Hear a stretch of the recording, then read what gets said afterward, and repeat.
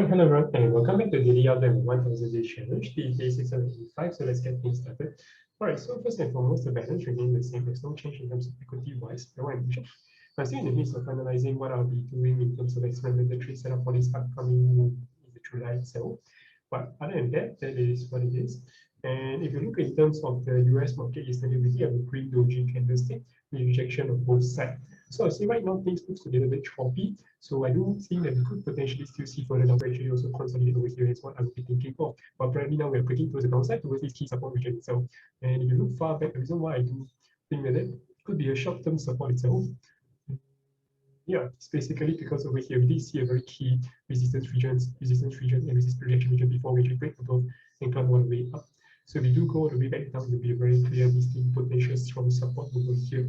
Whether or not this support will hold in terms of short-term wise, I do think yes, but if you're looking in terms of mid-term wise, say about 1 week or longer than that, I do think that we could still potentially break below this support, especially the macroeconomics at this point in time. So let's just be very extremely cautious in that particular manner. All right, and then if you look in terms of Nasdaq, same thing actually for our peak over here since we hit a high of 16,000. Actually right now maybe retrace quite significantly itself. If you're looking from high all the way to the bottom itself, you will notice that we already dropped around 33%. But bearing in mind that in the bear market itself, we could definitely drop significantly a lot more, potentially like say around 60, 70, or even 80% in a very extreme bear market scenario. So I do think that anywhere 30% onwards is potentially a good buy, but bear in mind we definitely could still another 30% drop, which is case it will still be a 50% drop if you do buy right now. So let's just be very cautious, but still definitely going to cost averaging the way down in a very slow and methodical manner. And then if you look in the ASH and KBAN, definitely do the potential requirement price reversion, reversion from bearish to bullish side, because we definitely have a very nice green bullish candlestick yesterday itself. But bearing in mind that ultimately this does look like a very rising bearish wedge. So without a doubt, we could still see much further downside. So be cautious for both ASH and KBAN itself. But of course, if you're looking at longer investment wise, I do think that these are pretty attractive level if you're looking in terms of 2 to 5 years down the road. But that is one the consideration that I mentioned.